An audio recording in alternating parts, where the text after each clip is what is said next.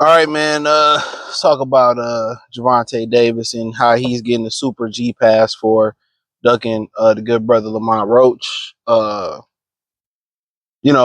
nobody is calling him out on it. It was supposed to be a rematch August 16th. Originally Tank was like, I'll rematch him in July, and then August 16th, and now it's starting to get out there that the rematch is off and Tank won't be rematching Jake Paul, right? So uh and now you kind of wondering why, he not getting none of the backlash or the smoke. And then, they looking at fighters that do what they supposed to do, fight who they supposed to fight, and want to take test best fights, that take tests, and they show proof that they have tests and all these numbers. And it's, they always want to question the validity of a Crawford, or question the validity of a Turkey card, or question the validity of a guy like Usyk or whoever it may be. But when guys like Gervonta Davis do sucker stuff, don't nobody had nothing to say. Everybody is quiet. You know what I'm saying? And that's just where boxing is at. It's just popularity. It's popularity. It's just a popularity contest, man. And it's not right or wrong. It's who do you like? And and a lot of them local dummy boxing community dudes, they were very infamous for that. Where, when one of their fighters lost or did some questionable stuff or missed a drug test, failed the drug test, they would be mum. They wouldn't have anything to say about it. They'd be very, very quiet. They would act like it never happened.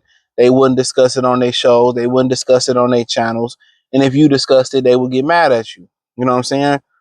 Now, if it was somebody that they didn't like, regardless of color, race, creed, religion, they would put them on blast for the very same thing they was quiet about their favorite fighter being involved with. And like I said, it ain't no consistency. It ain't no consistency when it comes to this.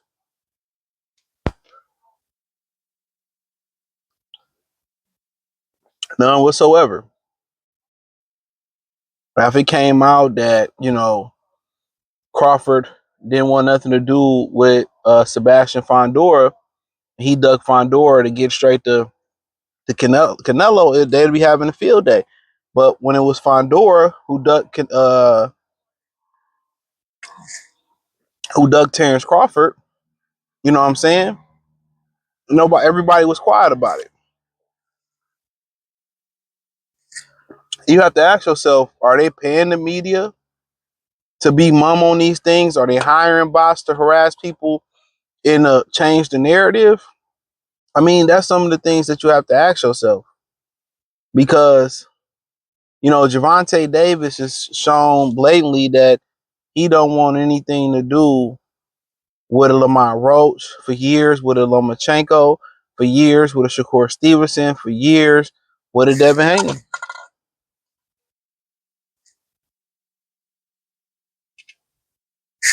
He's consistently shown that for years on end, on years on end. So, but there's not a whole bunch of backlash. There's not a bunch of backlash from Mexican channels. There's not a bunch of backlash from other alternative channels, black channels, straight down. Nobody is saying anything about it. Everything is accepted. We all watched him lost that fight versus Lamont Roach. Why shouldn't he have to get it back in blood? And everybody don't see he retired. All the retirement is just a overplay for the underplay. Like y'all ain't that naive. Same thing Ryan did. Pop hide and start talking about, I got mental health issues or my mother's sick. Man, they be fucking lying. They move like cowards. Oh, I'm retiring just to take your mind off the fact that he ducking Lamont Roach. He never wanted that rematch. You got people saying, well, Tank started lifting weights and that's why he lost, or that wasn't Tank in the ring. Okay. If he didn't take the fight serious, or the weightlifting was the reason he lost, or he wasn't himself, proven in the rematch, that all proves that it's hogwash. It all proves that it's hogwash. There was no excuse that why he couldn't beat Lamont Roach. It wasn't no hair grease. It wasn't no he was lifting weights. It wasn't no he wasn't himself that night. That's exactly who he is. He just ain't that good, and it's proven.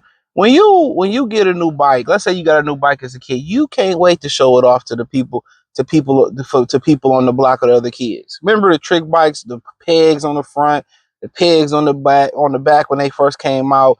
It was shiny silver, gold, shiny blue, whatever it was.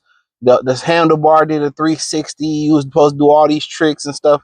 Like, it was a big thing when trick bikes came out. You couldn't wait to show your boys or show people in the neighborhood, the girls, that you had a trick bike. You couldn't even wait to show, oh, I got a trick bike. My daddy and my mama got me a trick bike. Look at this. Whoop, whoop. Handlebars go like this. You can ride your homeboy on the front. You can ride a girl on the handlebars, another girl on the back. Yeah, yeah. Couldn't wait till you showed that trick bike off. You wanted to show it off. Well, young jocks say drive real slow so they can see the buckets on my feet. So if you got immense talent and you feel like you the best, you're in a rush to show everybody that I'm him. And guess what? The incentives for showing people that you're the best, the incentives for showing people that you're a really good fighter, the incentives is this. You get more money. You don't have to sit around here and wait for a Jake Paul fight. You don't have to wait for a Jake Paul fight. Guess what? If you would have fought the guys you supposed to fight, some you could have had a trilogy with, a rematch with, you would have ran up enough money right now to be able to retire. Jake Paul would need you. You wouldn't need Jake Paul. You know? But nobody is calling the cowardly acts out in boxing no more. They paying these guys to be quiet. Think about it. Or these dudes have somewhat loyalty to PBC where they don't want to tell the truth. They done. They finito in the sun. They cooked. Overcooked. And y'all still protecting their image? Why? Why? That's the $1 million question. Why are y'all still protecting their image?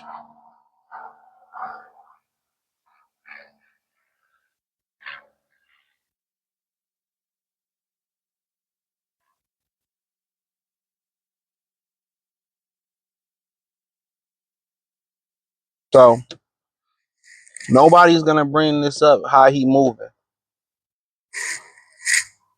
Nobody pay attention to when he talked about he start calling these guys out. Either he got a fight lined up or they got a fight lined up. When there's nothing going on between the fighters that you want to see him in the ring, he don't have nothing to say. Tank picked Lamont Roach because he thought it'd be an easy victory. Tank don't think he could beat any of the top fighters. That's why he did what he did to Ryan. But won't nobody say nothing. Everybody quiet. But would you know what they do? They do actually accomplish, or they do set the accomplish to destroy the guys who show true sportsmanship, who shows true gamemanship, who exudes masculinity. If you trying to fight the best, they start hating on you. If you doing it the right way, you clean, you call it, they hate you for it. But if you ducking, you get all the protection in the world. Anthony Joshua, Errol Spence, Dimitri Bivol. Ain't nobody calling out Bivol for ducking better be every match. These motherfuckers being quiet.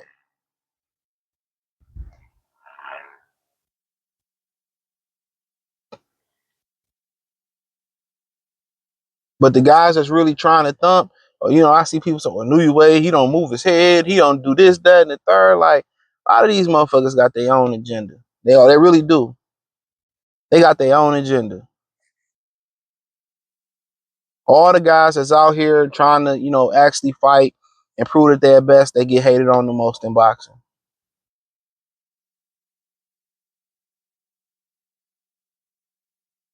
While suckers like Tank, they don't say nothing about Tank. Where's Tank's VADA drug testing reports at? How about that? Once again, I did the video. I ain't hear nobody talk about the video I did about where's, you know, Fondora, Timzu, Pacquiao, Barrios. Where's the pay-per-view buys? Where's the VADA drug testing or the USADA drug testing reports? I'm just asking. But hey, thumbs up the video, share the video, subscribe to the channel. The subscribe button is the bell icon button. Let me know what you girls and guys think. Thumbs up the video. I'm everywhere. Hit the link tree.